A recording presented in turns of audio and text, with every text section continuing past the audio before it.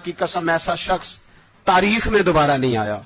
इतना बड़ा आदमी, इतना बड़ा शख्स, इतना बड़ा आदमी, और फिर रंग ये है कि उमर 22 लाख मुरब्बा मील का हुक्मरान, 22 लाख, और खजूर के दरख्त के नीचे मट्टी का ढेला लेके सो गए हैं, परवाह ही कोई नहीं, कोई मसला ही नहीं।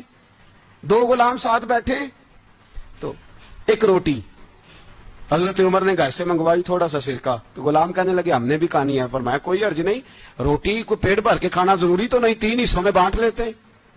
एक आदमी आया हुआ था मिस्र का रहने वाला, मिलने के लिए। उसने पूछा उमर किधर है, तो कहा वो उधर जाओ मस्जिद में बैठे होंगे। और वापस आया तो कहने लगा वहां तो 3 गुलाम बैठे हैं, एक रोटी बांट बांट के खा रहे हैं, लगता है कई दिनों से रोटी नहीं मिली।